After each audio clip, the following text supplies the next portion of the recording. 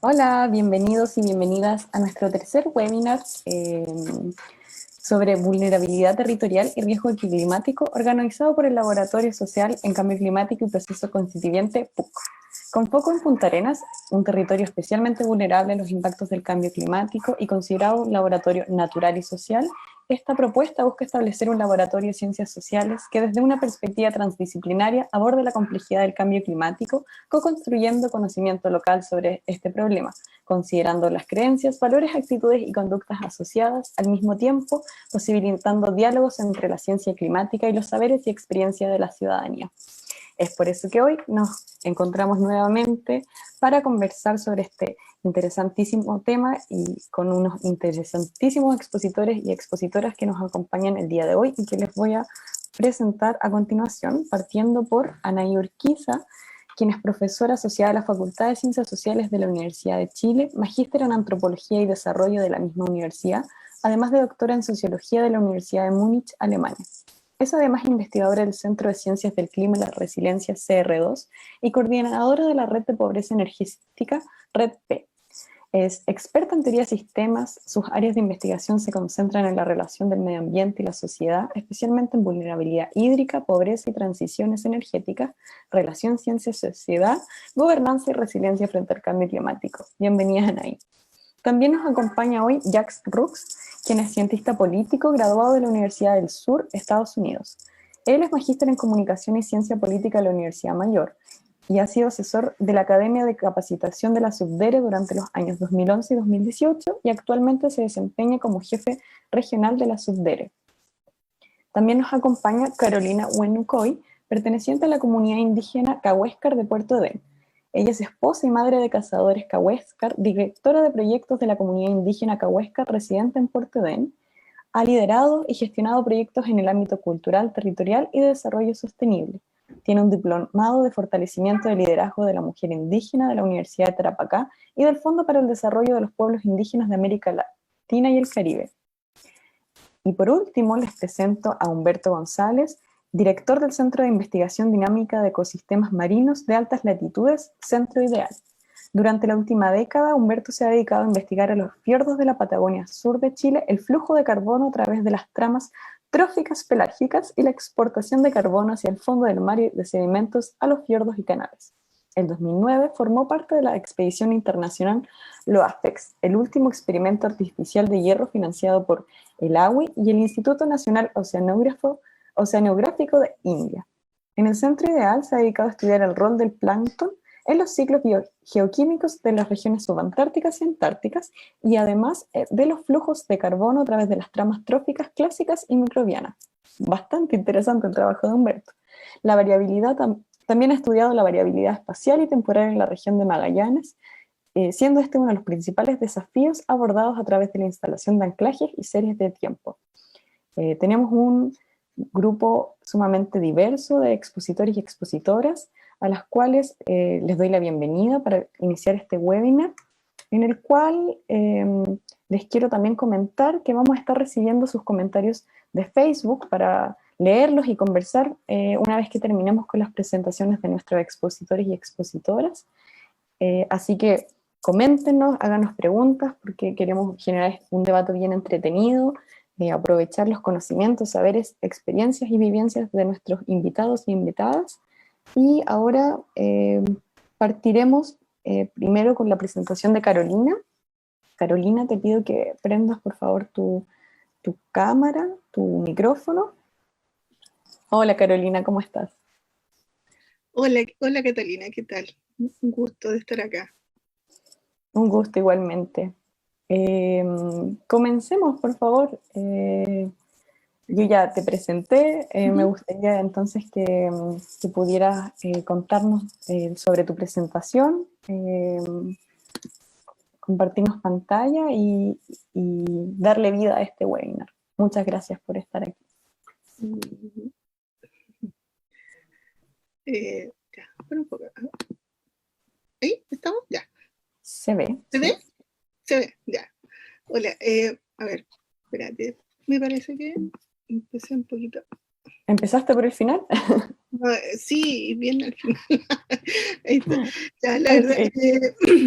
muchas gracias por esta invitación. La verdad que este tema de cambio climático es un tema que para nosotros como comunidad nos afecta de manera muy directa. Llevamos décadas advirtiendo los cambios que ocurren en el territorio y que eh, con el trabajo que hemos hecho con el mundo científico, ya ahí nos han dado en cierta manera la razón. ¿Ya? Así que, mira, voy a comenzar un poco eh, viendo la, bueno, acá dicen los pueblos estaban sufriendo principalmente vestidos por el cambio climático, pese a no ser los culpables de haberlo provocado. Ya aquí es los climatólogos saben muy bien quién es, Stephen Schneider, ¿ya? Él es parte del grupo internacional sobre el cambio climático, entonces son los que han recomendado a los estados la generación de política y programas, ¿ya? En relación a este tema, también actos importantes en el Acuerdo de París ya, de 2015. Y ahí él hace mención a los pueblos indígenas del norte, ¿ya? Donde se comenzaron a ver sistemáticamente los cambios en el territorio. Eh, bueno, y ahí voy a partir por el territorio que definió la comunidad Cahuascar de Puerto Ordén a través de la Declaración de Yetare de 2013. ¿Ya?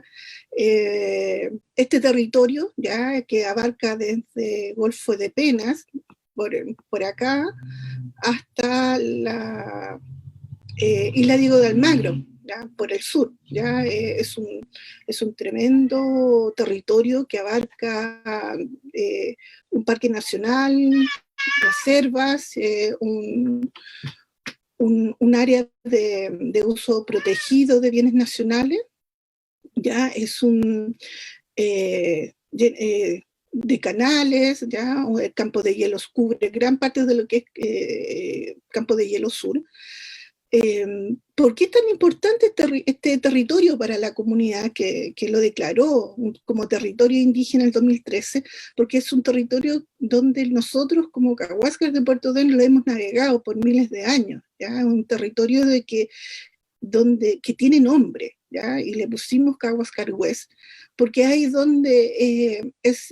donde nosotros como Cahuascar hemos nacido, hemos navegado, hemos crecido ahí y lo conocemos y también lo hemos nombrado. ¿Ya?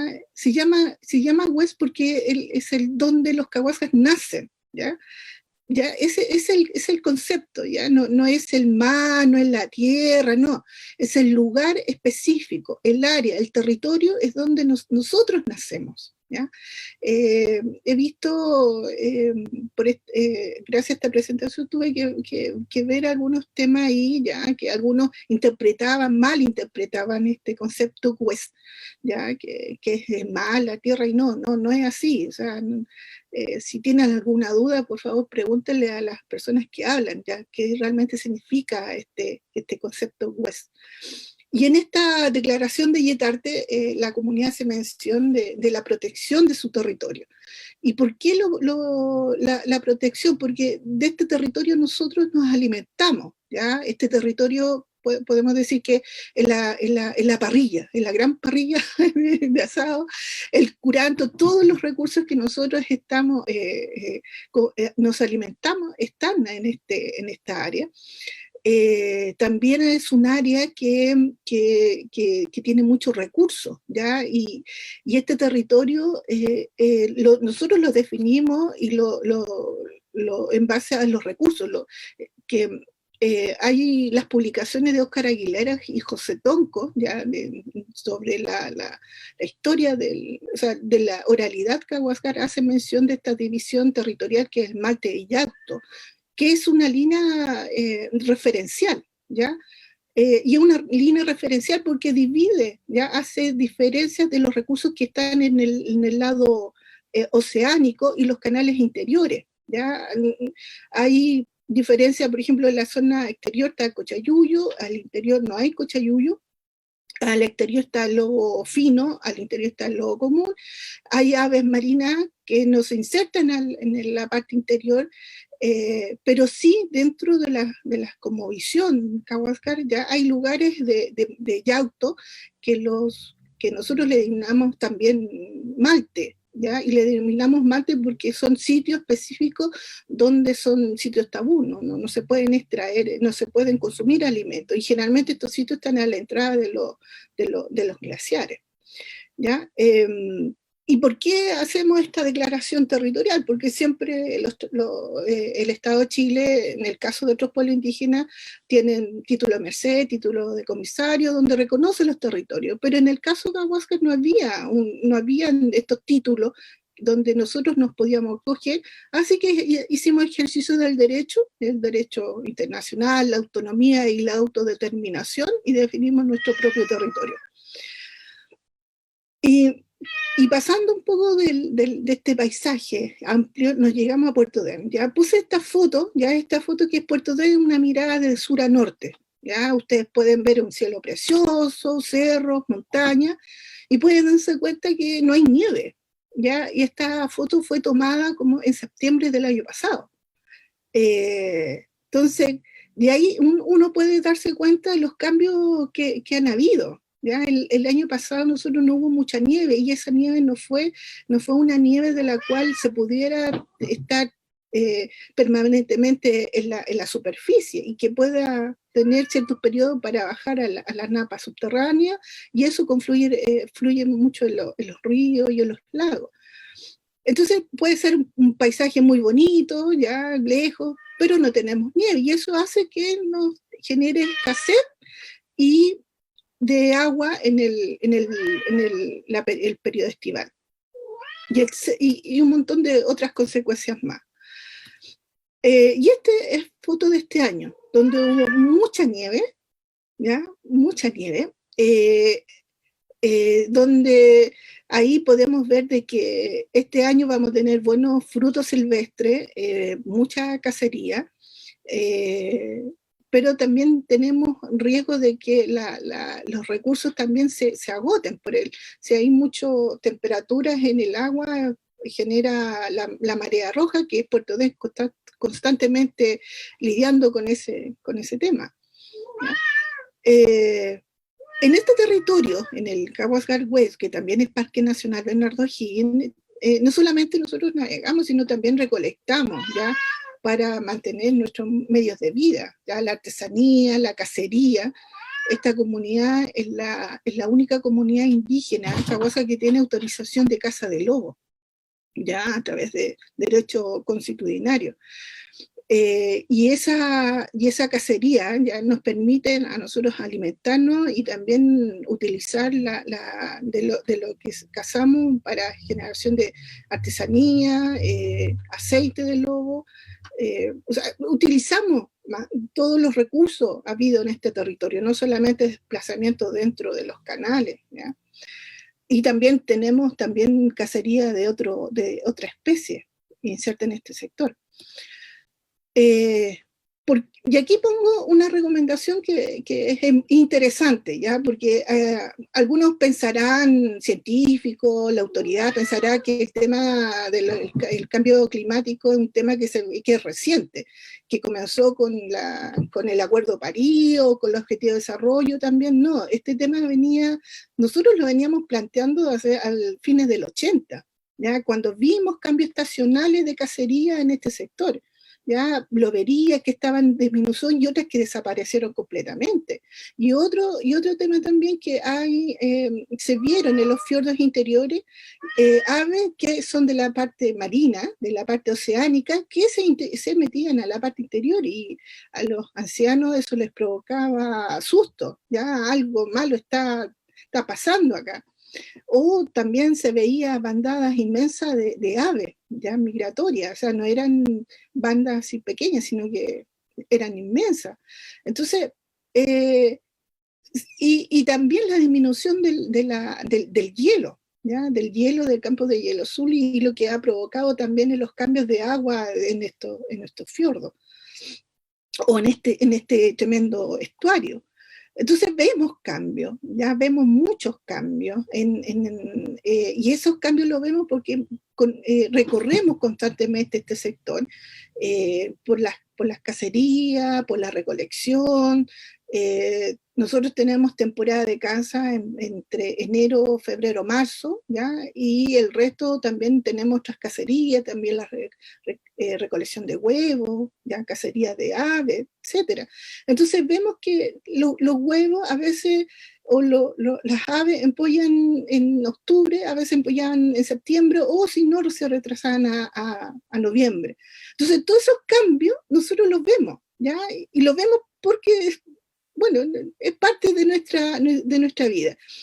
Y aquí es donde hace ya mención las Naciones Unidas, el Foro Permanente y estas recomendaciones y este informe, ya que lo hace mención y lo recoge desde la perspectiva de pueblos indígenas a Inuit, y ahí es donde se ve mucho, porque el cambio es la disminución del hielo del Polo Norte.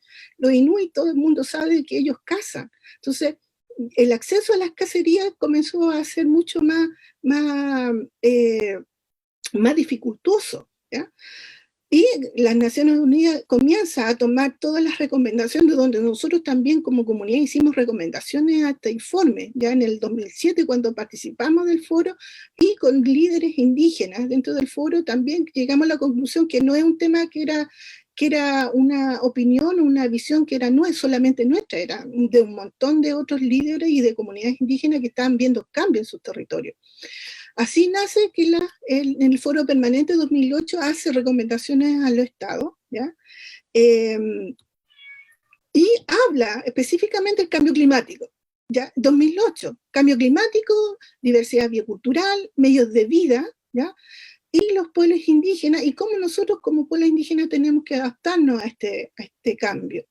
Y ahí el Foro Permanente hace recomendaciones, ¿ya?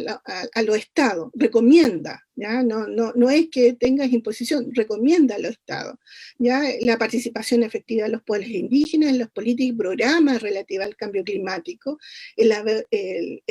fortalecer la participación, aplicar el protocolo de Kioto 2005 que tiene que ver con el CDB y la Convención Marco, ¿ya? Hacer los esfuerzos de reducir las emisiones, ¿ya? De bajar el bono de carbono, ¿ya? También recomienda la elaboración de un régimen internacional de acceso a la participación de los beneficios de la Convención de Diversidad Biológica. Eso es súper importante porque en este momento, ahora, ¿ya? Lo único que están hablando sobre esto son las organizaciones internacionales de conservación. No, este tema no lo están hablando los pueblos indígenas ni las comunidades, ¿ya? Y nosotros ya lo estamos recomendando en 2008 a los estados. Y llegamos al 2015 en su acción número 13 de Acción por el Clima, ¿ya? Donde las Naciones Unidas también, que si bien los objetivos de desarrollo no son obligatorios al Estado, pero sí los recomienda y donde hace que las políticas públicas se enfoquen en estos objetivos de desarrollo. Y ahí plantea una meta al 2013 y Chile plantea su meta a 2030.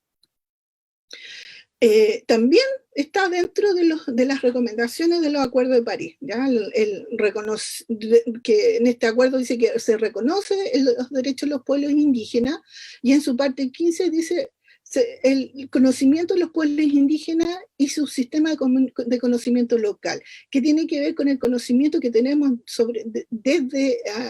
desde hacia nuestro territorio, ¿ya? Sin ese territorio nosotros no somos, por ejemplo, Cahuasca, no somos nómades, no navegamos, ¿ya? Tenemos que tener un territorio amplio para poder navegar y para generar, seguir siendo nómades. Pero ¿y qué pasa en Chile? ¿Ya? En el año pasado, este año, Chile generó los NDC, ¿ya? Y hace también trabaja en la acción climática, en las búsquedas. Sin embargo, los pueblos indígenas quedan como meros espectadores, ¿ya? Tanto de los comités gubernamentales que se crearon en cada región, a pesar de tener este conocimiento importante de las tradiciones y de sus territorios, ¿ya? Y no estamos presentes ni siquiera en las comisiones de cambio climático, ¿ya? y dice que también somos comunidades indígenas vulnerables y que habitan en áreas naturales, ¿ya?, del país, ¿ya? Y vimos un mapa ahí antes que era bastante amplio, ¿ya? Pero dice también sí es que estamos ahí también, ¿ya? Sin embargo, ¿ya? Los pueblos indígenas somos agentes clave en este proceso de cambio climático. Ya habitamos el 6,2% de la población del planeta.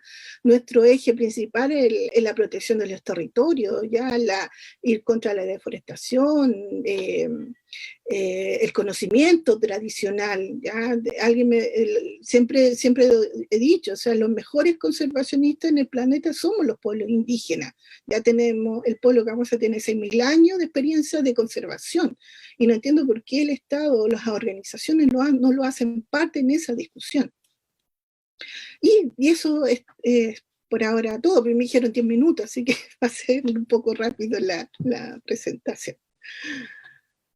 Muchas gracias, Carolina, por tu presentación. Buenísima todo lo que comentaste. Ya te voy a hacer un par de preguntas y espero que también nos vayan preguntando por el Facebook para que generemos un diálogo bien interesante con los demás expositores. Muchas gracias por tu exposición y por tu ayudante expositor Gatuno también. Así, mi gatito. Sí, mira, hago referencia a esta foto porque, bueno, es mi hijo el más pequeño ahí y es como refleja un poco lo que las comunidades, y especialmente nosotros, estamos haciendo todo el esfuerzo de ser parte de todo este proceso de cambio climático y que la verdad no nos están escuchando, ¿ya? A pesar de la experiencia que tenemos. Fundamental para lo complejo que es la situación del cambio climático, los desafíos que nos otorga y que necesitamos una diversidad de miradas, y esa también es la idea de estos webinars, de estos conversatorios, y algo muy importante que mencionaste también es la participación, de estar presente en la toma de decisiones sobre el cambio climático, que yo creo que es algo que te voy a preguntar con más detención cuando vayamos a la ronda de preguntas. Muchas gracias, Carolina. Te pido que dejes de compartir para que nos pueda compartir ahora Anaí. Anaí, ¿estás por ahí, por favor? Sí, estoy. Ok. Comparto. Muchas gracias por la invitación. Gracias a ti. Y qué bueno venir después de Carolina, porque la verdad es que me pareció muy interesante lo que ella planteaba y está en el corazón de lo que quiero tratar de transmitir yo, ¿no? Como la necesidad de considerar esas aproximaciones, la necesidad de entender esos modos de vida distintos que son más equilibrados, que han protegido los ecosistemas durante miles de años, y hoy día cuando necesitamos transformar nuestra forma de vida, la forma de vida occidental, la forma de vida que se ha impuesto, ¿no?, en el contexto de la globalización, necesitamos remirar estas otras formas de vida que son más respetuosas con sus entornos ecológicos y que sin duda nos pueden dar muchas pistas de cómo transformar nuestro modo de vida actual, ¿no? Así que muchas gracias. Yo claramente vengo desde el conocimiento científico, ¿no?, y desde los esfuerzos que hacemos en el CR2 y en otras organizaciones relacionadas, a partir del cual tratamos de comprender nuestra vulnerabilidad frente al cambio climático. Y con una mirada rescatando lo que se ha planteado en la ciencia, ¿no?, en la acumulación de conocimiento científico. Y desde ahí les voy a hablar, ¿no? Entonces, quiero plantear 5 cosas como para tener un marco de lo que vamos a ver. Por un lado, qué es lo que entendemos por riesgo climático, para a partir de eso lograr enfocar lo que les queremos plantear. Luego, entender lo que se ha hecho en el proyecto EarthClim, que es un proyecto que estamos trabajando en conjunto con el Ministerio de Medio Ambiente, la Universidad Católica y un consorcio de universidades en realidad que están trabajando en esto y que pronto se debiese lanzar, pero para que tengan una idea de qué se trata. Luego hablar sobre resiliencia, la necesidad de comprender lo que sucede dentro de las comunas, y luego relevar esto último que es lo primero, ¿no?, lo que estábamos hablando recién, Carolina, la importancia del conocimiento situado para la toma de decisiones y incorporar los conocimientos locales para efectivamente comprender mejor lo que se está enfrentando. Entonces, brevemente, solamente para ponernos en la misma página, el marco conceptual del IPCC, a partir del cual se genera conocimiento sobre cambio climático, entiende riesgo como esta combinación entre amenaza, exposición y vulnerabilidad, ¿no? Entonces, en el fondo, hay riesgo climático cuando hay una amenaza, un peligro que viene relacionado con los cambios en el clima, y luego esa amenaza podría afectar a población, sectores productivos, modos de vida que están expuestos a esos cambios en el clima, pero solamente van a ser afectados si son vulnerables, ¿no? Entonces, por lo tanto, gran parte del foco que nosotros trabajamos es vulnerabilidad, es tratar de entender qué es lo que hace más vulnerable a las personas, a los grupos humanos, a las comunidades, las actividades productivas frente a el cambio climático. Ahora, con la base del IPCC, nosotros llevamos un tiempo rescatando otros esfuerzos conceptuales que venían también de los enfoques de riesgo de desastre, pero también de los informes del IPCC anteriores, donde hay una mirada más específica de vulnerabilidad y donde se diferencia, ¿no?, entre la sensibilidad y la capacidad de respuesta. ¿Por qué hacemos esto? Porque cuando hablamos de sensibilidad es cómo esa población que está expuesta puede verse afectada, ¿no? Y eso es parte de la vulnerabilidad, porque puedes estar expuesto, pero por tus características, tus recursos, tus condiciones no te ves afectado. Y la capacidad de respuesta refiere a cómo la comunidad, por ejemplo, es capaz de responder frente a un disturbio específico, ya sea una inundación, sequía, incendios, etc. Pero luego aquí nuestro foco está en el concepto de resiliencia, que tiene esta forma extraña, ¿no?, porque tiene una temporalidad distinta. Nosotros hablamos de resiliencia cuando un grupo humano, un asentamiento, por ejemplo, que es lo que estamos trabajando ahora, un grupo humano que vive en un territorio responde adecuadamente a distintos disturbios y además aprende de esas respuestas para ir mejorando su desempeño frente a condiciones futuras. Entonces, por lo tanto, se va transformando y se va adaptando, protegiendo lo que es esencial para esos grupos humanos, que, por ejemplo, en el caso de lo que nos contaba Carolina, es el modo de vida, ¿no? Cómo los medios de subsistencia y cómo mantener esa cultura que está relacionada a una forma de vivir específica y a partir de ello generar, y en el fondo el desafío es cómo generar los cambios necesarios para poder mantenerse y proteger ese medio de vida, esos medios de vida, y así mantenerse en el tiempo. Entonces, en este contexto, considerando de esa manera riesgo, nosotros hemos estado trabajando en conjunto con este consorcio en el Atlas de Riesgo Climático, y aquí les voy a mostrar un par de ejemplos para que se hagan una idea, ¿no?, de cómo comprendemos la vulnerabilidad, porque nosotros estamos muy enfocados en el análisis de la vulnerabilidad, pero en diálogo con las múltiples amenazas, ¿no? Y acá, por ejemplo, es un mapa a nivel nacional donde están la identificación por comuna. Nosotros hicimos una evaluación de cada una de las comunas, donde se hace una evaluación del riesgo de inundaciones por precipitaciones, ¿ya?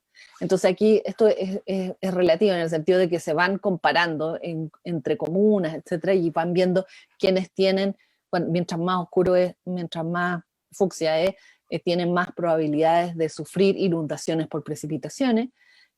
Y ustedes se dan cuenta que hay una serie de comunas que no tienen información, ya sea porque no es relevante o porque no hay información disponible, pero la idea es ir entendiendo cuáles son las comunas que tienen riesgos para enfrentar frente a esa amenaza, y esos riesgos incluyen tanto la amenaza misma, o sea, las proyecciones climáticas, donde usamos la ciencia tradicional, ¿no?, que nos dice dónde hay peligro de intensas precipitaciones que pueden generar inundaciones, y al mismo tiempo considerar qué es lo que está expuesto a esas precipitaciones a nivel de asentamientos humanos y qué es cuál es la sensibilidad que tienen y cómo pueden responder. Entonces así construimos para diferentes amenazas a nivel nacional una caracterización a nivel de las comunas donde existía información, donde las amenazas eran relevantes y por supuesto con los indicadores disponibles.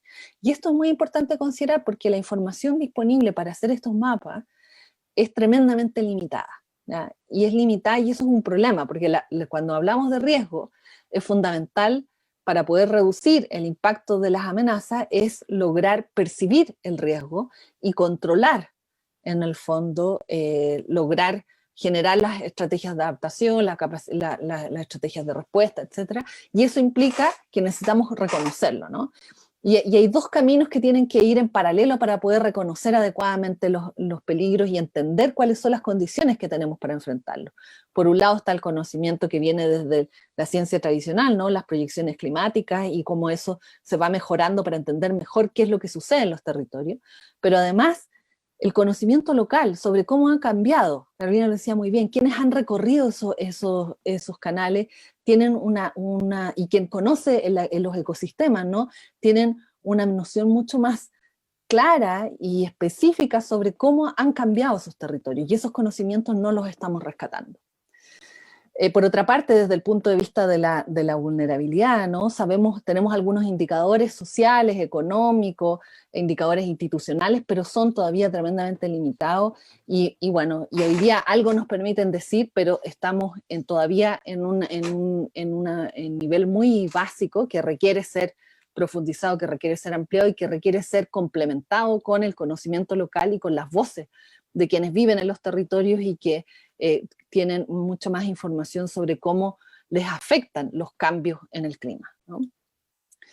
Y ahora, en Punta Arenas, lamentablemente tenemos muy poca información sobre Punta Arenas, pero hay algunos aspectos que ya se han identificado como amenazas y exposiciones específicas. Por ejemplo, acá hay un mapa que hizo el equipo de Valparaíso, de Patricio Vinque, donde se identifican los sectores que son potencialmente inundables, ¿no? Por el aumento del nivel del mar, ¿no? Entonces, desde esa manera, ahí hay información que tiene que empezar a utilizarse en los territorios para entender mejor qué es lo que hay ahí y qué es lo que puede ser potencialmente inundado para entender mejor cómo responder a ello. Y hay una cuestión interesante que les atañe específicamente aquí a Punta Arenas, ¿no? Que la información, el equipo que hizo este trabajo le costó muchísimo poder tener información adecuada sobre estas costas, ¿no? No hay información suficiente, hay muchas contradicciones entre distintas fuentes y por lo tanto requerimos conocer mejor nuestros territorios y sin duda ahí las voces de quienes habitan y recorren esos lugares es fundamental. Solo para que tengan una idea de qué es lo que hacemos con las diferentes amenazas, es sobre el impacto de seguridad hídrica, ¿no? La cadena de impacto de seguridad hídrica. Lo que hacemos es identificar las amenazas a las cuales están relacionadas la seguridad hídrica, por ejemplo acá la sequía y también el aumento de precipitaciones intensas porque generan impactos intermedios, ¿no? Que es la disminución de las fuentes hídricas, los desbordes, y eso, el aumento del nivel de contaminación, los déficits, etc. Entonces se identifican los impactos intermedios, se identifica qué es lo que está expuesto, cuál es la población que está expuesta, en qué cantidad, en qué densidad, cuáles son las condiciones poblacionales, de condiciones socioeconómicas, de etarias, que en el fondo generan la sensibilidad frente al acceso a esta específica amenaza, ¿no? Que tiene que ver con el impacto de la seguridad hídrica, cuáles son las condiciones de los servicios, de las coberturas los servicios de agua potable, por ejemplo. Y en resiliencia estamos recién avanzando porque hay mucho menos conocimiento sobre cómo medir la resiliencia, pero en ese sentido al menos el esfuerzo que hicimos fue identificar todos los indicadores disponibles que podrían ser vinculados tanto a la capacidad de respuesta, que está muy orientado a la flexibilidad del sistema, la diversidad, cómo está conectado el capital social, la disponibilidad de servicios, etcétera, pero también todos los indicadores que están vinculados con cuál es la capacidad que tienen los territorios de incorporar diferentes voces, de aprender sobre su propio desempeño, de coordinarse y tener estrategias de gobernanza que sean adecuadas para un contexto de necesaria autotransformación.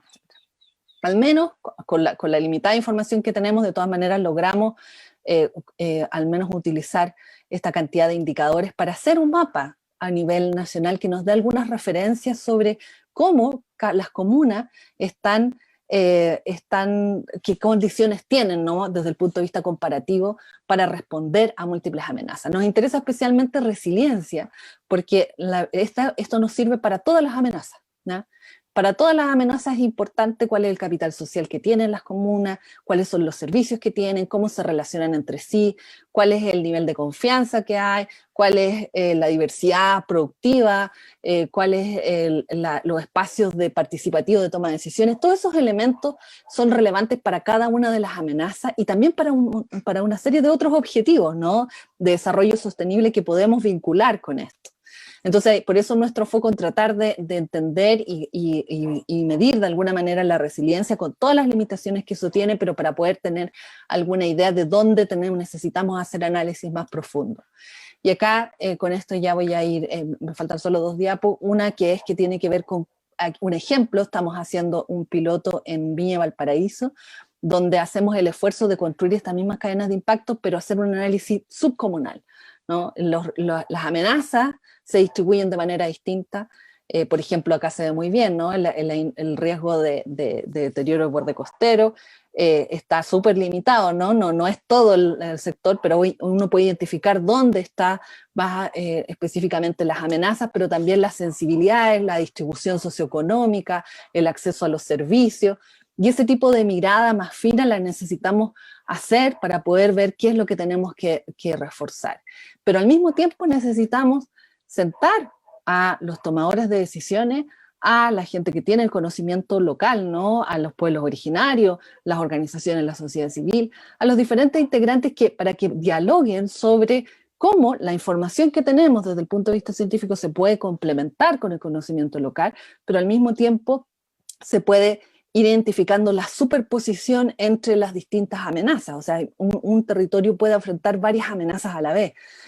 Anteriormente se mencionaba, Lina mencionaba la marea roja, escasez hídrica, inundaciones también estábamos viendo. Entonces hay una serie de amenazas que se superponen y que tienen algunos efectos cascadas, ¿no? Y entonces hay una necesidad de generar una adaptación más estructural que está vinculada, por supuesto, a los esfuerzos de resiliencia, donde la necesidad de poner sobre la mesa el conocimiento científico en diálogo con el conocimiento local y con la identificación de las amenazas nos ha llevado a hacer este tipo de esfuerzos, ¿no? Por ejemplo, acá nos hemos sentado con las autoridades locales y algunos miembros de la comunidad de Viña Valparaíso para identificar, ¿no?, cuáles son las amenazas, cuáles son los impactos, cómo se relacionan entre ellos, cuáles son las formas en que se está respondiendo, cuáles son las relaciones, ¿no?, como ciertas respuestas, y esto es súper importante. Hay veces que generamos respuestas para el cambio climático y esas respuestas pueden afectar negativamente otros problemas de la comunidad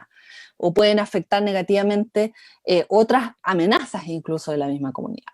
Y la necesidad de ver esto de manera integral requiere que seamos capaces de dialogar entre el conocimiento científico, entre el conocimiento local, generar más información, ponerla sobre la mesa y complementar con las distintas perspectivas para poder efectivamente reducir el riesgo, mejorando la capacidad que tenemos de respuesta, ¿no?, la resiliencia a partir de estos mismos esfuerzos de adaptación, la resiliencia frente al cambio climático.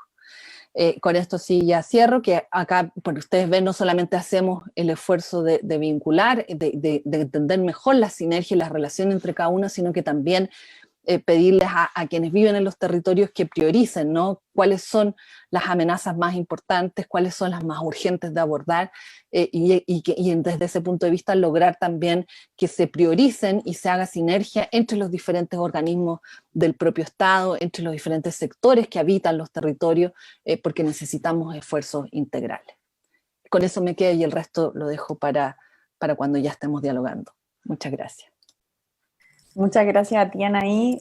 Tremenda presentación también. Muchas gracias por ajustarte a los tiempos. Sabemos que es poquito el tiempo y es harto lo que nos presentaste. Nos ayuda mucho tener este marco general respecto de la vulnerabilidad y también de la resiliencia, que tal como mencionaste tú, nos habla de la toma de decisiones, el diálogo de saberes no solo científicos, sino también locales, experienciales, los conocimientos que tienen las comunidades indígenas, los conocimientos ciudadanos. Así que muchas gracias por tu presentación, que también se conecta con el rescate de la emergencia de la toma de decisiones del nivel local, regional, que ahora también se vincula con lo que me imagino nos va a comentar Jax, Jax, ¿estás ahí? Sí. Queremos seguir la conversación contigo. Sí, voy a compartir pantalla para mi presentación. Ok, muchísimas gracias. Les Ahí recuerdo, sí, se ve súper bien. Les recuerdo que pueden dejar sus preguntas en el Facebook para luego nuestra ronda final, que ya han sido 2 presentaciones muy interesantes, que la idea es que las vayamos conversando y comentando porque muchos datos interesantes que podemos conversar y analizar respecto al cambio climático y este proceso constituyente también. Ya, parto entonces, puse acá el reloj para no pasarme y dejarle tiempo al último expositor. Bueno, primero que todo agradecer la invitación para poder, más que nada lo que yo les había comentado en off, mi idea era poder contarle a los que nos puedan estar viendo y escuchando qué es la SUBDERE, la Subsecretaría de Desarrollo Regional y Administrativo, y cuál es su rol, y sobre todo obviamente enfocado en tema cambio climático, cuidado del medio ambiente, para que también la ciudadanía sepa en dónde tocar las puertas para proyectos que puedan ver interesantes, porque muchas veces se dice, he escuchado que no hay recursos y lo que yo siempre comento es que muchas veces no es que no haya recursos, o sea, efectivamente los recursos son limitados, pero siempre se pueden hacer cosas, solamente muchas veces es falta de gestión, el tema de no hacer proyectos o iniciativas, y este es un tema fundamental, tal como decía Carolina, estamos al debe como país y también, y sobre todo como región, más en nuestra región, así que sin alargarme más voy a comenzar. Más que nada, ahí partiendo, voy a tocar 4 puntos. Primero la SUBDERE, una pequeña presentación, los programas que nosotros tenemos de apoyo para poder contextualizar y contarles en dónde nosotros trabajamos en este tema del cambio climático y cuidado del medio ambiente. De ahí la vinculación de los recursos y un par de ejemplos también que se han hecho acá en nuestra región y también en otros lados que para poder también poder conversar y quizás ahí que los que nos están viendo puedan hacer preguntas y también ideas, ya que eso en otros webinars o en otras conversaciones que he tenido ha resultado bastante fructífero el que me den ideas para que se puedan obviamente ejecutar en la región.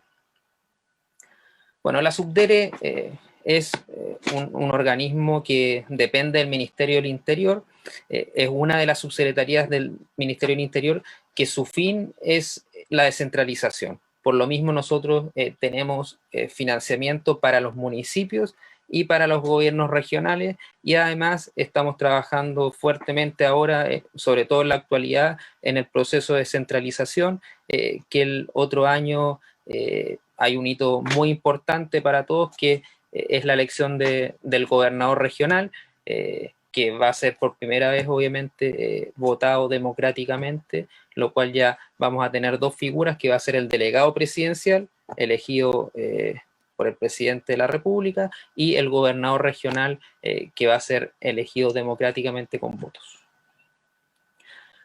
Las divisiones de la SUBDERE son, bueno, el gabinete, la división de políticas y estudio, la división de desarrollo regional, la división de municipalidades, y de ahí administración y finanzas y capacitación municipal y regional.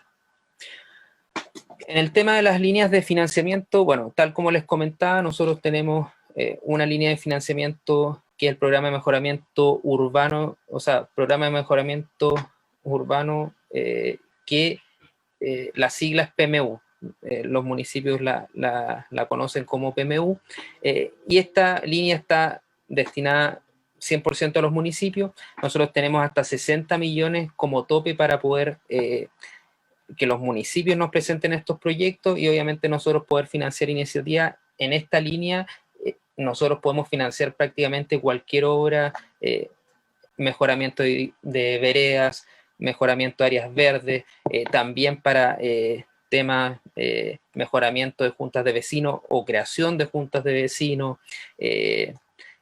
pintar escuelas o mejorar gimnasios, como lo hemos hecho ahora último acá en Punta Arenas.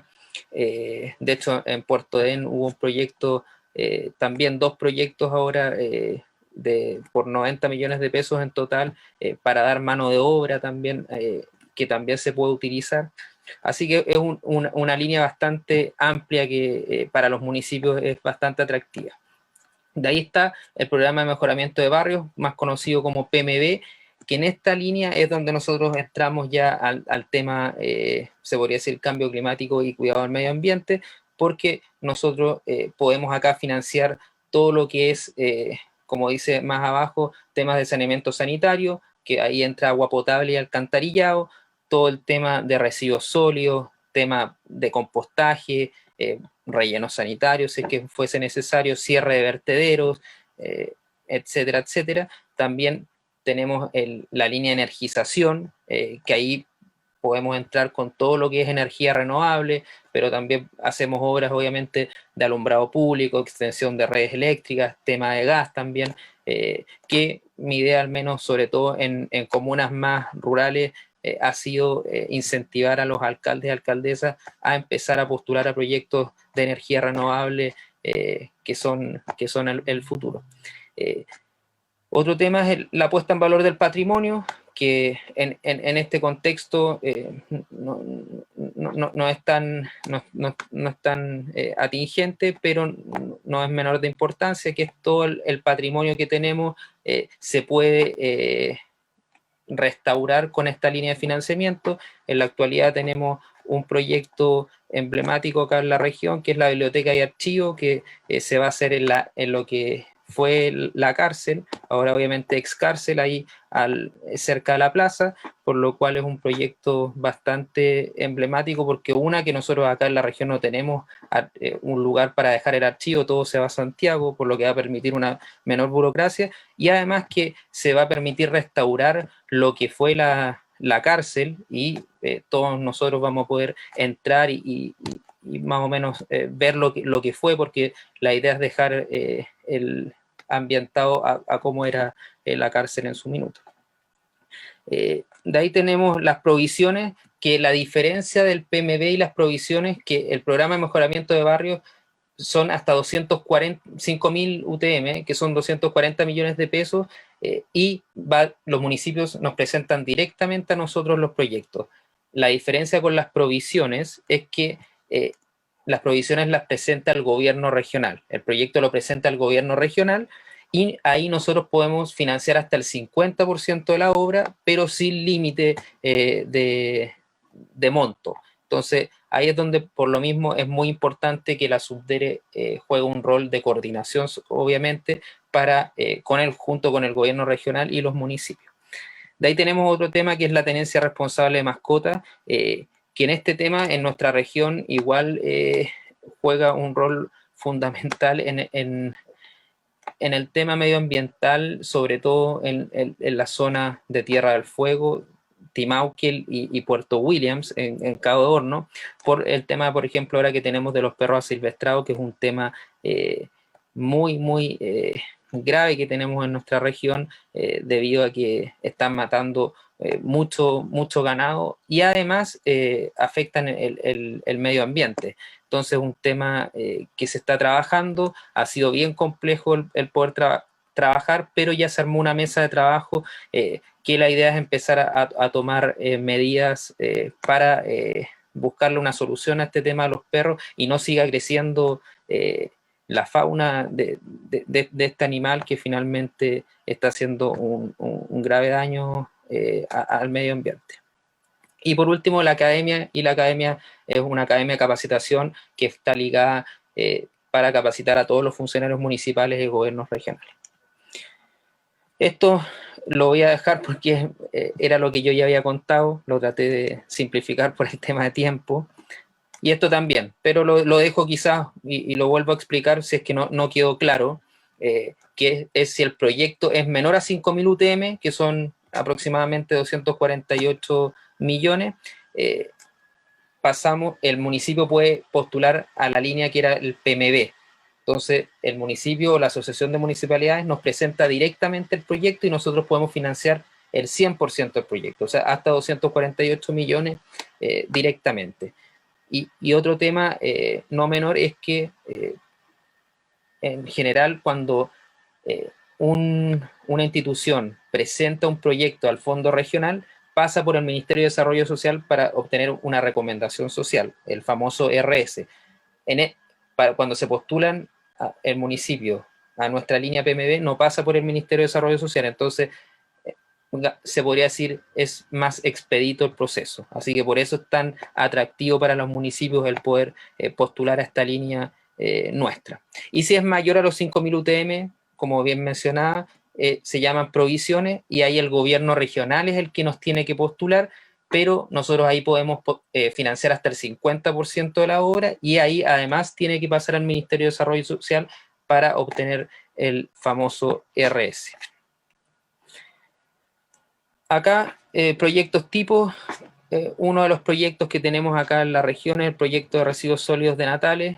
Acá hay fotos de lo que era y de lo que es ahora. Lamentablemente, este proyecto aún no ha podido tener todas las aprobaciones para partir su ejecución, o sea, más que nada para que parta en realidad. Y esto... a mi modo de ver, opinión mía, fue por falta de coordinación entre las instituciones, porque el municipio tomó este proyecto, se podría decir solo, y es un proyecto demasiado grande, demasiado complejo para que un municipio pueda llevarlo a cabo, porque sabemos que los municipios en general tienen falta de profesionales y de expertise, por lo cual eso fue lo que pasó y finalmente por eso ha habido mucho atraso que por lo que me han comentado ya estaríamos en la fase final para que pueda empezar a funcionar, que es lo que todos queremos y sobre todo los ciudadanos de la provincia de Última Esperanza. Acá tenemos otro proyecto muy emblemático que de hecho se acaba de dar el vamos hace 2 semanas, que es un proyecto de residuos sólidos en Talca. Lo pongo porque nosotros tenemos una idea de poder realizarlo acá en la comuna de Punta Arenas, que es como ahí lo dice en la foto, una planta de compostaje municipal, con una inversión de 810 millones de pesos, y la idea es, como se dice, o sea, transformar en compost lo que llegue. Ahí, además lo positivo, por eso también lo recalco, es que el gobierno canadiense, ellos tienen líneas de financiamiento para poder ayudar a otros países y a otras comunidades en diferentes proyectos, y ellos están metidos en este tema, por lo que ellos ayudaron técnicamente para poder ejecutar este proyecto, por lo cual, por lo mismo, tuvo, yo creo, éxito en tan poco tiempo, porque se hizo en un buen tiempo y está funcionando bien. Acá tenemos otro proyecto de energización en primavera, que esto se hizo hace un par de tiempo, que fue una inversión en Bahía Azul para el funcionamiento del complejo municipal, y también ahí se me fue la R, una inversión de paneles para puntos limpios en ruta también en la comuna de Primavera, y el mejoramiento de puestos ganaderos para poder tener ahí energía. Y por último, un proyecto de energización también en la región de Atacama, que este fue un proyecto igual bastante grande que permite el abastecimiento continuo 24/7 de ese lugar. Obviamente el beneficio del aprovechamiento de la iluminación, que permiten muchas cosas, entre ellas entretención, y obviamente permite también equipos de comunicaciones. Así que eso en realidad, de hecho, por lo que veo me pasé, hay muchas cosas más que contar. Espero hayan preguntas o comentarios, también ideas también para poder llevarme después de este webinar tan tan atractivo, y además agradecer a Anaí y a Carolina por sus exposiciones demasiado interesantes, ya que se agradece porque así uno aprende de otras cosas que uno obviamente no maneja. Muchas gracias, Jax, por tu presentación, por contarnos un poco más cómo es el funcionamiento de la Subdere. Esto nos sirve mucho como ciudadanos para comprender cómo está trabajando esto a nivel regional. También muy interesante los que nos comentas sobre el CORE, que también es una posibilidad de generar participación a nivel regional. Y siempre es bueno saber cómo funciona a la interna, los proyectos que se están trabajando, también cómo acceder a los fondos, así que muchísimas gracias. Sirve esto muchísimo para empoderar a la ciudadanía y a las comunidades, comprender también cómo funcionan las políticas públicas a nivel regional. Muchísimas gracias también por tu presentación. Ahora quiero invitar a Humberto. Ya, no sé si me escuchan, muchas gracias, voy a compartir pantalla. Ok, te escuchas muy bien, Humberto.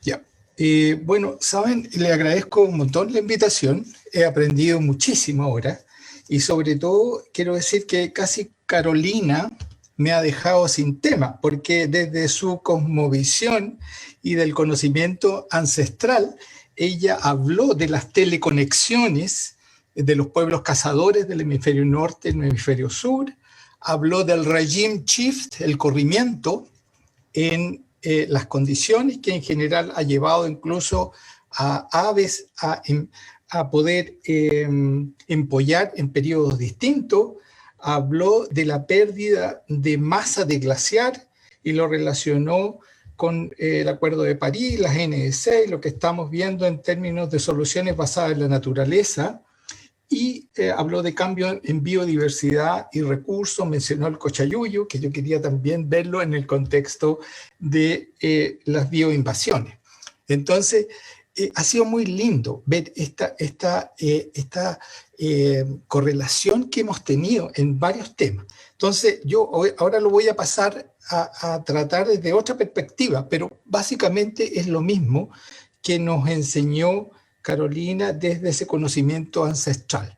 Voy a dar primero una mirada global, y aquí quiero decir una cosa, que como planeta tenemos un solo océano, que le llamamos de distintas formas, pero que está todo conectado, y tenemos una sola atmósfera.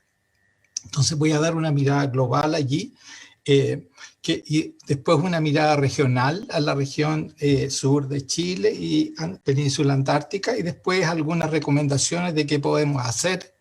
En el fondo lo que quiero decir es que tenemos una oportunidad a lo mejor de poder cambiar todo lo que significa nuestra forma de vida, reformular la forma en que vivimos, y en el fondo ver cómo podemos, en base a este conocimiento que hemos ido adquiriendo, ver estas situaciones del COVID, del cambio climático, también desde otra perspectiva, como por ejemplo que pueda ser una oportunidad. Voy a partir con la mirada global. Aquí hay varias cosas, digamos. Como dije, tenemos una atmósfera y tenemos un océano que están estrechamente relacionados, y junto con eso también todo un continente blanco y glaciares que forman todo lo que es la criósfera. Y aquí hay una correlación y hay una interdependencia bastante importante. Esto de aquí se ve muy complejo arriba, pero básicamente lo que ocurre a nivel de estratosfera y troposfera está relacionado con varios aspectos, centros de alta y baja presión que se relacionan al final también con la cantidad o la dimensión del agujero de ozono, y patrones de viento, especialmente los vientos del oeste. Todo eso, podríamos decir nosotros, ¿cómo lo estudiamos? Bueno, tenemos poca información, de a poco se está haciendo más y más avance. En ese sentido, el CR2 a través de René Garros está estudiando mucho todos estos aspectos, y también el agujero de ozono con Raúl Cordero. Entonces hay varias gente que está estudiando, pero a lo que quiero llegar es que finalmente todo este conocimiento se va a traducir en que vamos a poder interpretar mejor aspectos como, por ejemplo, el régimen de pluviosidad que estamos sufriendo en la zona principalmente centro-norte de Chile, y tiene que ver un poco, está relacionado con estos ríos atmosféricos y si llegan principalmente a la zona centro-sur de Chile o si se desvían hacia el continente antártico y especialmente hacia la península antártica. Eso va a significar, por una parte, que vamos a tener sequía en la zona centro-norte de Chile y vamos a tener mucha lluvia en la península antártica, las dos cosas nefastas, porque por una parte necesitamos agua y por otra parte necesitamos nieve. Y por último, todo esto se está viendo alterado a través de la atmósfera porque hay una gran cantidad de este hollín o black carbon que se está depositando y por lo tanto una de las principales características de todo este continente blanco es que puede reflejar a través de un albedo una gran cantidad de energía. Si lo empezamos a oscurecer con partículas, lo que ocurre es a la inversa. Aquí estamos calentando más el sistema. Una mirada regional ahora, lo que quiero plantear aquí es la amenaza de las bioinvasiones. Nosotros tenemos claro que, o teníamos claro que básicamente la corriente circumpolar antártica era una barrera bastante eficiente para el intercambio de plancton, todos los organismos pequeñitos que viven en la columna de agua, y el bentos, todos los organismos que tienen estadios larvales en la columna de agua, pero se asientan sobre un fondo. Y ahora, fíjense, en el último tiempo, ¿qué estamos encontrando? Que ya en la Antártica se han asentado, ya están viviendo muy tranquilitos y felices, por una parte los choritos y por otra parte el cochayuyo, que también mencionó Carolina. Entonces, miren, en el fondo, estos organismos antes no tenían el potencial ni la ventana de adaptación fisiológica como para poder asentarse, establecerse y reproducirse allí. De que podían llegar, porque básicamente en el agua de lastre o de sentina de los barcos, ya sea adherido al casco de los barcos, en las plumas, arriba de una ballena, o donde sea, o en todas estas algas flotantes que van allá, el incremento del turismo, siempre hace posible que arriben a la península antártica estadios larvales, cistos, estadios de resistencia, pero el que se asentaran y que pudieran reproducirse era algo que no había ocurrido. Y ahora estamos empezando a ver que todas esas bioinvasiones se están realizando. Y el problema es que estos son bioingenieros, es decir, cambian la estructura en general del ecosistema y por lo tanto también su biodiversidad. En términos de glaciares, que también se mencionó, aquí hay dos cosas. Una, si ustedes ven en esta gráfica, la mayoría de los glaciares de Sudamérica está en Chile, pero además dentro de los glaciares de Chile, entre Aysén y Magallanes concentran del orden del 90 o 91% en términos de superficie. En la parte central y norte de Chile es donde se necesita más agua, hay más demanda y hay menos oferta, en este caso menos glaciar. En la zona sur hay menos demanda, hay mucha más cantidad, pero también estamos perdiendo una cantidad mucho más grande en toda la región de Aysén y Magallanes. Entonces, esto hay que tomarlo súper en cuenta. En la zona centro-norte, antes se decía que el agua provenía de los ríos simplemente, ahora ya los investigadores nos están diciendo sí, pero en el periodo de baja lluvia, en el periodo de verano, por ejemplo, en la zona centro-norte, hasta un 50% de toda esa agua viene de algún tipo de glaciar, ya sea glaciar expuesto blanco o glaciar rocoso. Entonces ya cambia la perspectiva y eso hace una urgencia mayor en términos de tener que proteger todos estos recursos. Cuando entra el agua que se derrite, digamos, de los glaciares en general, entra toda la zona de fiordos y canales en la región de Aysén y Magallanes, que se caracterizan por todo, fiordos, canales, espacios interiores. Bueno, aquí esa agua tiene un tremendo impacto y aquí hay varios riesgos de los cuales hay que asumir. Por una parte está relacionado con el incremento de las floraciones algales nocivas, con la disponibilidad de nutrientes, con la acidificación del océano, con la estratificación, con las tramas tróficas, etc. Yo voy a dejarlo ahí porque eso es muy largo de explicar. Lo que voy resumiendo ya al final. ¿Cómo podemos nosotros estudiar y enfrentar esta situación? Yo creo que lo hemos hecho mal en el pasado. tenemos por una parte unos sistemas que el agua, por ejemplo, parte desde un glaciar, entra a un río, pasa por distintos ecosistemas como bosque, etcétera, y hasta que llega al océano costero. Aquí nuestra forma de mirar esta situación es que básicamente cuando hay que tomar datos y tomar decisiones, le decimos a la DGA, sección criósfera, tome los datos de nieve, río, glaciares, díganos cuánto están avanzando, retrocediendo, y eso se queda allí en un compartimento estanco.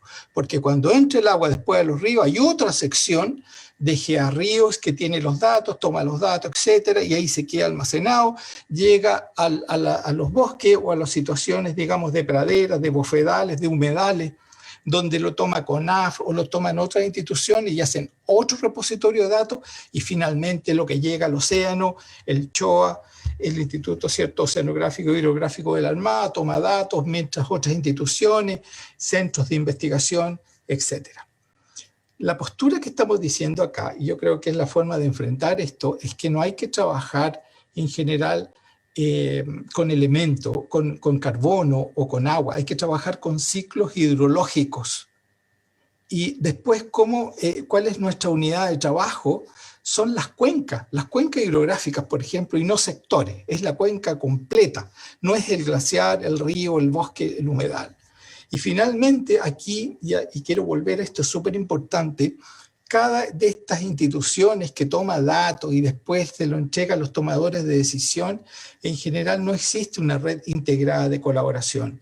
Aquí hay universidades, ministerios, la DGA, las comunidades, y las comunidades, por ejemplo, la gente que vive en esas localidades, hay institutos, ONG, municipios, yo puse aquí también pueblos originarios. No sabía que íbamos a tener tal coincidencia, pero los pueblos originarios tienen todo este conocimiento ancestral que también es muy valioso y deberíamos incorporar en la toma de decisiones y incorporarlo para entregárselo a la gente que toma las decisiones y a las políticas públicas. Finalmente, la recomendación, esto es lo último. Chile, laboratorio natural y mundial para el cambio climático. O sea, tenemos ventajas comparativas enormes. Una extensión latitudinal, la cercanía, por ejemplo, a la Antártica, al Centro Antártico Internacional, que ojalá sea una realidad pronto. Somos nodo y punto de partida de la investigación científica global. Eso tenemos que valorarlo mucho. Somos, en general, esto nos hace como principales candidatos a ser los canaritos de las minas de carbón, le llamo yo, porque dar la alarma, porque imagínense, tenemos un país que va prácticamente de los 18 hasta los 55 de latitud y seguimos hacia la península antártica hasta los 70, 69, la última estación, Carvajal, donde se podrían tomar muchas mediciones. Considerar las medidas de protección para los glaciares en Chile y áreas de importancia como regulador del clima. Y ahí habría que poner una área marina protegida. Ya también nos mencionó Carolina que había que proteger esto y tenemos ya información donde hay que cuidar principalmente esto. Medidas de mitigación, por ejemplo, basadas en la naturaleza, también se requieren. Potenciar los estudios a nivel de ecosistema. Aquí, como les mencionaba, eso de lo que ocurre en la estratosfera, en la ionosfera, el agujero de ozono, etcétera, requiere de que la criósfera, la atmósfera, el océano sean trabajados y para mejorar nuestros modelos predictivos, mejorar, por ejemplo, todo lo que tiene que ver con los modelos de predicción de pluviosidad, por ejemplo. Ese es un ejemplo. Y desarrollar un plan ambicioso de educación y difusión. Y ahora, eso, lo anterior era para ver que aquí hay servicios ecosistémicos que provee la criósfera. En términos de estudios de agua, yo quisiera, antes de cerrar, decir solamente que las personas tienen derecho, las instituciones públicas y privadas tienen derecho, pero también los ecosistemas tienen derecho.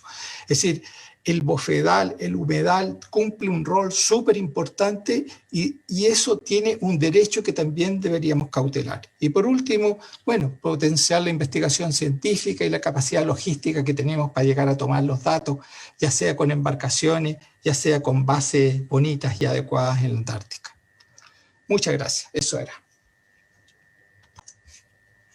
Muchas gracias, Humberto. Buenísima tu presentación también. Me gustó mucho lo que dijiste al comienzo, de que se vinculó con todo lo que nos contó Carolina desde su perspectiva, desde sus conocimientos como mujer indígena. Así que súper bien, esa es la idea de estos webinars, el propósito de estos encuentros, que compartamos saberes, que conversemos, que dialoguemos, que nos miremos a la cara, aprovechando en este caso las plataformas digitales. Así que súper bueno estos diálogos entre disciplinas, entre ciencias, entre saberes locales, entre las políticas regionales, súper, súper bueno. Y la idea de ahora también es que podamos conversar entre todo este grupo de expositores y expositoras. Tenemos varias preguntas que nos han ido llegando. Saludos también. Alejandro Núñez manda saludos de la Universidad de Magallanes y Ciudadanos y Clima desde Tierra del Fuego. Saludos, Alejandro. No sé si pueden ustedes prender sus cámaras para que partamos esta ronda de conversación, de diálogo.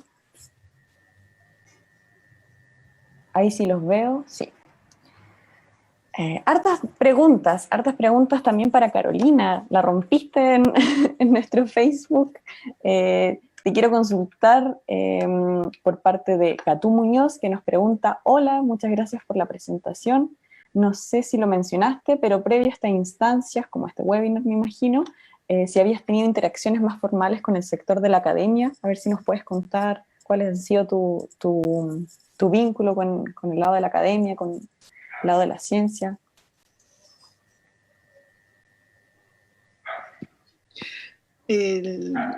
Ya, qué bueno que hayan hartas preguntas, porque eso es la idea, más allá de mi presentación, es también generar preguntas de las personas que están mirando, escuchando esta actividad. Mira, nosotros como comunidad siempre hemos estado relacionados con la ciencia, ¿ya? A través de las investigaciones en relación a la lengua Cahuasca, como también a la relación de los recursos de nuestro territorio, ¿ya? Y eso está plasmado en diversos documentales. Está el documental que hizo ¿cómo que se llama? Perdón, desde el año 75 que han venido documentales.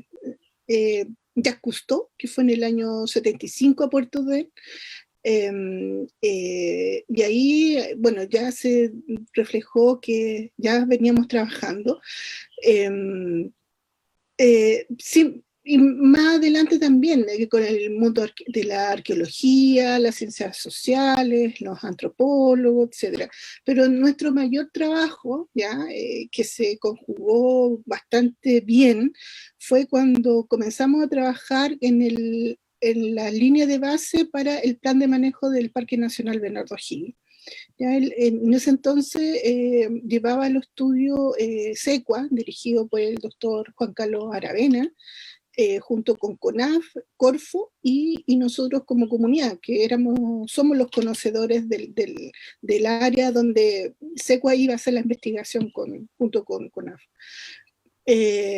Y fue una investigación multidisciplinaria, biólogos marinos, de todo ámbito, ¿ya? Fueron 20 expediciones al área y en cada expedición fue un miembro de la comunidad, uno de los ancianos y otro más que es Juan Carlos. Y en donde los ancianos fueron los que dirigieron las expediciones ahí, desde las arqueologías hasta el medio marino. Y esta relación y este trabajo en conjunto llevó a que el conocimiento ancestral, en conjunto con el conocimiento científico, pudieran sostener, ¿ya? A este parque nacional en todo su conjunto, ¿ya? Fue un trabajo espectacular, ¿ya? Y en donde muchos científicos después del trabajo generaron publicaciones y en cada publicación decía, esta investigación se realizó en conjunto con la comunidad cahuasa residente en Puerto de que no es menor, ¿ya? No es menor, sobre todo en Chile, ¿ya? Porque en Chile las comunidades indígenas son muy reacias a trabajar con el mundo científico, ¿ya? Por todo lo que ello engloba, por el conocimiento, porque muchas veces se sienten menoscabados a lo que saben de su entorno, de su medio y de ellos como pueblos. Entonces, pero acá no, en este trabajo fue muy valorado, ¿ya? Inclusive el trabajo que se hizo con los arqueólogos, ¿ya?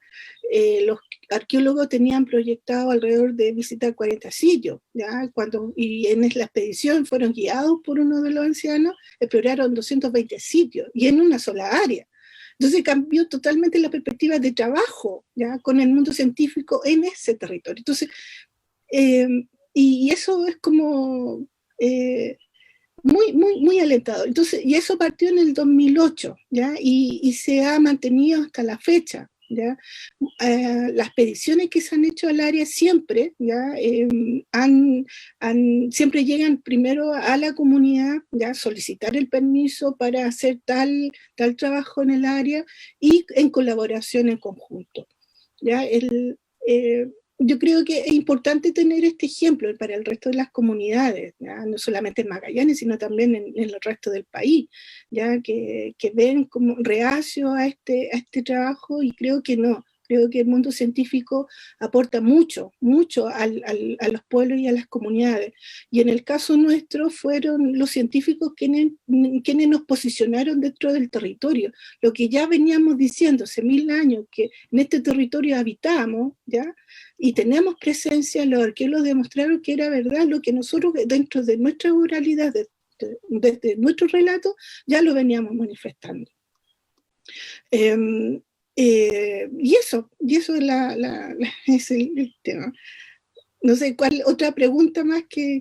Sí, te tengo más preguntas, Carolina, pero muchas gracias también por contar tu experiencia. Me imagino que la Catú debe haber quedado feliz con esa respuesta, con lo que nos cuentas de que ha sido efectivamente un aporte la ciencia para las comunidades que han podido trabajar en conjunto, apoyándose y desarrollando proyectos que sean socialmente pertinentes y estupendo, que muy bonito también lo que nos cuentas, nos da también esperanza desde el lado de la ciencia y de poder como complementar estos puentes, así que genial, muchas gracias por tus comentarios. Voy a seguir contigo y te voy a preguntar ¿cuáles son tus expectativas sobre el proceso constituyente en relación al rol que tienen los pueblos originarios frente a temas ambientales y del cambio climático? A ver, ahí hay dos preguntas. Uno que tiene que ver con el proceso constituyente y el otro que tiene que ver con el cambio climático, ¿ya? Y el tema ambiental.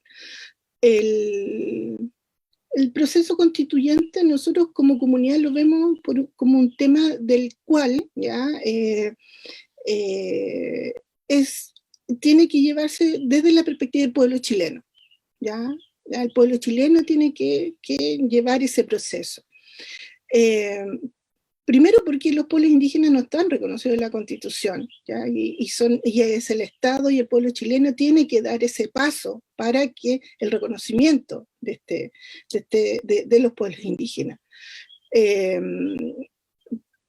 Y desde nuestra perspectiva como comunidad creemos que hacemos el ejercicio del derecho de manera continua, la autonomía y la autodeterminación, ya que están resguardados a través de los tratados internacionales y que Chile ha suscrito, y en donde cada presidente en Chile dice muy claramente que Chile es respetuoso de los tratados que firma. Entonces, a través de eso nosotros como comunidad ejercemos nuestro derecho a la autodeterminación y nosotros vemos desde la comunidad cuál es el mejor mecanismo, ¿ya? De cómo dialogar con el Estado, ¿ya? Este tema ahora está mirando ahí las redes sociales que todavía está en discusión en el Senado, entonces los pueblos indígenas creo que no pueden esperar a las decisiones políticas para ejercer su derecho, o sea, hay que ejercer el derecho, ya no podemos esperar a que los otros ya piensen por nosotros o nos den cierto espacio o acciones como de ser buenos en estas acciones.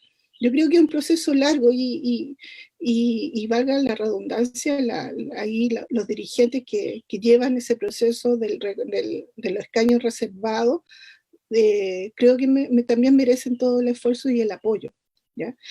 En relación al tema del cambio climático y al medio ambiente, eso, como yo decía en mi exposición, es un tema del cual nosotros como comunidad lo hemos venido analizando y mencionado majaderamente hace décadas. ¿Ya? No es un tema que viene ahora porque está en discusión, o que se plantea, o que todos están trabajando para los COP26. No, nosotros ya veníamos trabajando, ya veníamos insistiendo en este tema, porque lo vemos constantemente en nuestro territorio. O sea, vemos como a fines del 80, como decía, las loberías de las cuales nosotros vamos a cazar disminuyeron y algunas desaparecieron. Después, al comienzo del 2000, ¿ya? Comenzaron a aumentar, ¿ya? Y cuando a la comunidad se le generó el derecho de cacería, muchos ambientalistas dijeron que gracias a los indígenas, gracias a nosotros, la disminución del lobo marino iba a disminuir. Y fue por eso que la comunidad decidió, cuando se le entregó su derecho de caza, no generar las prácticas de cacería hasta dejar un tiempo determinado para que las loberías descansen. Fue todo un tema de discusión, me acuerdo, en esa fecha. Inclusive cuando partimos con las prácticas de cacería, fue a través de un documental que se hizo. También se generó muchas críticas hacia nosotros. O sea, inclusive nos trataron de criminales, ¿ya? De asesinos del medio ambiente, asesinos de los animales, pero lo único que nosotros queríamos es alimentar lo que nos proporcionan los recursos del territorio donde nosotros habitamos. Y eso lo hemos hecho de manera constante. Entonces, si el tema climático, ¿ya? Y el tema ambiental, ¿ya? Son temas que lo han generado y lo han posicionado las organizaciones de conservación, ¿ya? Organizaciones de conservación internacionales que en este momento rascan vestiduras en Magallanes para resguardar los parques nacionales o resguardar Magallanes, cuando nosotros ya veníamos diciendo que había que resguardar este tremendo territorio. Y es más, cuando el 2013 ¿ya? La resolución de Contraloría genera que el Parque Nacional Bernardo también se protege con sus aguas, ya todo el mundo fue en contra nuestra, incluyendo, y las organizaciones de conservación fueron ciegos sordomudos ante ese proceso, además de los pescados artesanales que se fueron en contra de nosotros por pensaban que nosotros le íbamos a prohibir el acceso al Parque Nacional para que ellos extrajeran ¿ya? Los recursos. Y el Estado por otra parte, las empresas en general, todo. Entonces, cuando en el caso de la comunidad, cuando habla de cambio climático, cuando habla de medioambiental, no habla porque está de moda, ¿ya? Habla porque sabemos lo que está pasando en este espacio. Y lo sabemos porque de ese espacio nosotros nos alimentamos. Sabemos porque ese espacio son territorios de vida, ¿ya? Y nosotros le damos vida a ese territorio. Entonces, no es un tema de que vienen ahora. Entonces, esa es como la respuesta. ¿Ya? Se puede discutir mucho, ¿ya? Pero bueno, hasta la fecha, y lo hemos dicho, y lo dije en mi presentación, en este momento, a los pueblos indígenas, a las comunidades, en el caso de la comunidad donde está situada, ya que inserta dentro de un parque nacional, hasta la fecha no ha sido escuchada por estos temas. Claro que son parte del territorio, le dan vida al territorio junto con los ecosistemas, con la diversidad que tienen allá en Punta Arenas, en Puerto Edén. Muchas gracias, Carolina, por tus perspectivas respecto al proceso constituyente y la temática del cambio climático. A nosotros un gusto escucharte y ser parte de lo que hemos ido conversando en este ciclo de webinars. Ahora ya nos van quedando muy poquitos minutos, así que les voy a pedir, lo siento, a nuestros expositores que sean muy breves en sus respuestas, pero también les quiero preguntar Anaí, a Humberto, muy brevemente, ¿cuál creen que es el rol de la ciencia en el proceso constituyente y en relación a estos mismos temas, el cambio climático y el medio ambiente? Si nos pueden comentar un poco. Primero las damas. Bueno, gracias. Es una pregunta compleja porque el rol político de los científicos es un campo en disputa, o sea, hay múltiples posiciones y es difícil conceptualizar cuál es la participación que podrían tener los científicos en esa discusión, si es que están participando como ciudadanos, como científicos, si es que están representando a grupos. Pero independiente del rol más directo que se pueda tener, a mí me parece que es fundamental y es un deber de la gente que trabaja en el mundo científico de tratar de poner sobre la mesa, ¿no?, los conocimientos que tenemos, los análisis que tenemos sobre los problemas que hay en nuestro país, la información que existe sobre ello para que sea tomada en cuenta en el desarrollo del proceso constituyente. En el tema ambiental, el cambio climático me parece que es muy evidente, pero eso no solamente está ahí, sino que en una serie de problemas complejos donde hay mucho conocimiento en la ciencia, pero que está entre las cuatro paredes de la ciencia, que debiese ser parte de la discusión del proceso constituyente, al menos preocuparnos de que esté disponible, de que llegue a quienes están generando las discusiones. Y en el tema de cambio climático es crítico, porque finalmente necesitamos una constitución que le permita al país enfrentar los desafíos que vienen. Y eso es una transformación bien estructural, ¿no?, que por suerte tenemos la oportunidad de hacerla, o sea, tenemos la oportunidad al menos de discutirlo y eso genera esperanza. Pero ahí hay cuestiones que sabemos hace rato desde los análisis que se hacen a nivel internacional, de la literatura, sobre cómo las mejores estrategias de adaptación, donde, por ejemplo, la descentralización, la capacidad de tomar decisiones considerando los conocimientos locales y el diálogo con la toma de decisiones basada en evidencia científica, la generación de diálogo y de posibilidades de participación de quienes viven en los territorios para definir qué es lo que se protege o no de sus territorios, o sea, la capacidad de tomar decisiones sobre el territorio, cuestión que en Chile es como una cosa muy ajena, ¿no?, tomar decisiones en el territorio. Todas esas son cosas que son básicas para poder enfrentar el cambio climático y otros problemas. Y aquí lo quiero vincular con los desafíos, por ejemplo, que nos han dejado en evidencia la pandemia y lo que viene con temas de inteligencia artificial, con temas genéticos, es que el mundo está cambiando muy rápido y necesitamos generar una constitución que sea capaz de ir enfrentando esos cambios y que no quede obsoleta a los 5 años. Y eso solo lo podemos hacer si tratamos de poner sobre la mesa el conocimiento relevante sobre las futuras transformaciones del mercado laboral, por ejemplo, en fin, y con ello contribuir a la discusión. Súper. Humberto, ¿quisieras agregar algo?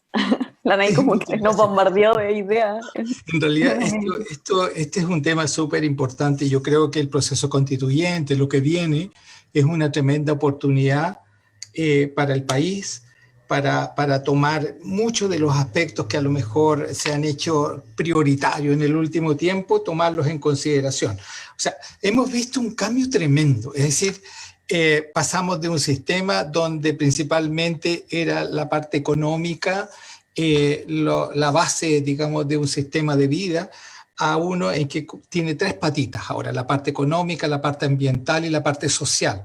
Sí, se produjo un cambio gigantesco. Y también, dado que ahora vemos cambios muy fuertes, se ha hecho un llamado a los científicos. O sea, los científicos se les dijo, a ver, necesitamos que nos ayuden, por favor.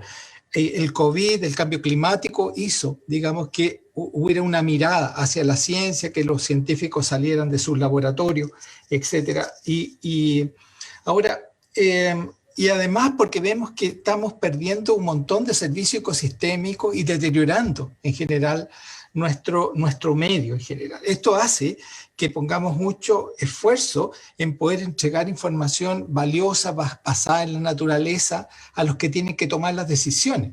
En este momento estamos viendo sí o no un proceso que ha demorado 15 años en el Congreso para decidir sobre la ley de protección de glaciares, y ahora se está retomando. O sea, todavía quedan un montón de cosas, pero resulta que antes no había esa urgencia de ahora. O sea, cuando se hizo esto en general, había poca demanda, había mucha agua y poca demanda.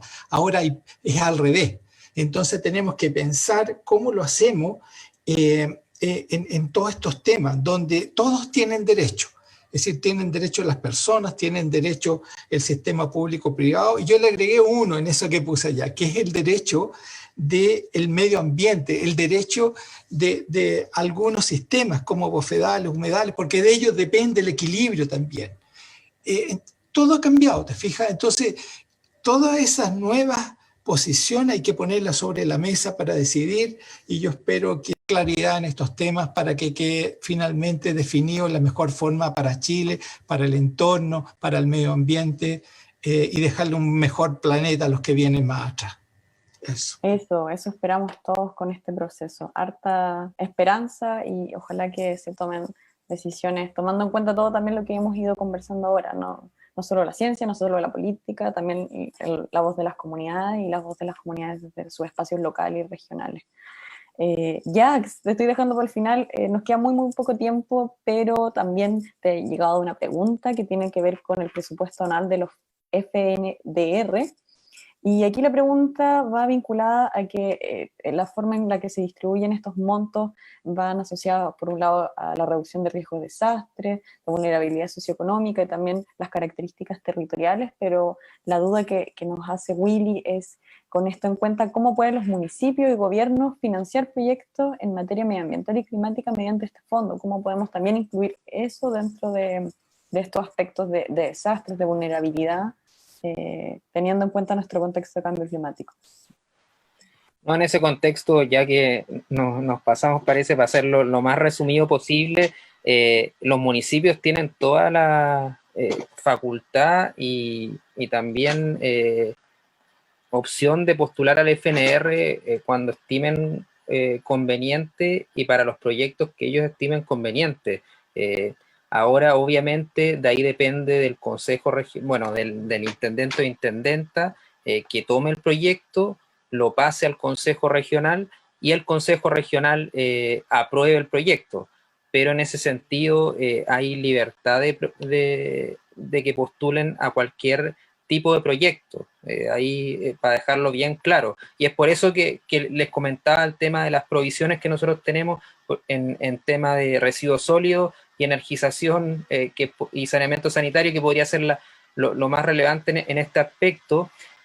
Eso da un incentivo además a los consejeros regionales para que ellos aprueben. ¿Por qué lo digo? Porque, por ejemplo, ahora si tenemos un proyecto de energía eólica de 2.000 millones de pesos que va a postular el municipio al FNR, al gobierno regional, quizá el consejo regional diga, pucha, es mucha plata. Bueno, ahí nosotros como subdere podemos decirle al gobierno regional y al consejo regional, bueno, nosotros como subdere sectorialmente les vamos a aportar con 1.000 millones de pesos, hasta el 50%. Entonces, ¿qué pasa? En vez de 2.000 millones, obviamente el FNR va a gastar solamente 1.000 y se les va a liberar esos otros 1.000 para poder ocuparlos en otra cosa. Entonces, eso es lo que, al menos yo en mi facultad de jefe regional, es lo que he tratado de empezar a hacer para poder incentivar a que estos proyectos se lleven a cabo, y vuelvo a reiterar, incentivar a los alcaldes y alcaldesas también a que postulen, porque como región estamos bastante al debe en este tema, debo decir. Muchas gracias por esos tips, por esas también recomendaciones y tirones de oreja. Ojalá que también se postule, se siga avanzando en la temática ambiental y climática en esta región tan maravillosa, que tiene mucho potencial, es un laboratorio natural, tal como decía Humberto. Ya nos hemos pasado unos minutitos, pero estuvo muy interesante todas sus presentaciones y las respuestas. Espero que el público también haya quedado bien contento. Tuvimos una gran diversidad de miradas y les quiero agradecer mucho a Jax, a Humberto, a Carolina, a Anaí por su participación el día de hoy. Estamos muy contentos como laboratorio y esto sigue, como les contaba al inicio, es nuestro tercer webinar, pero todavía nos quedan 2 en nuestro ciclo de webinar. Nuestra próxima actividad se realizará en diciembre, para que lo agenden, será el 9 de diciembre de este año, y contaremos con un gran equipo también de expositores y expositoras que nos hablarán sobre las percepciones sobre el cambio climático, otro tema sumamente importante de abordar también desde Punta Arenas, así que los invitamos a seguirnos en las redes sociales de Cambio Climático y Constituyente PUC, a seguir informándose, participando de estas instancias, y muchas gracias a todos por su participación el día de hoy. Un gusto de verles por este Zoom. Nos vemos y que estén muy bien. Muchas gracias. Chao, chao. No, gracias. Muchas gracias. Chao, adiós. Gracias. Chao, que estén muy bien.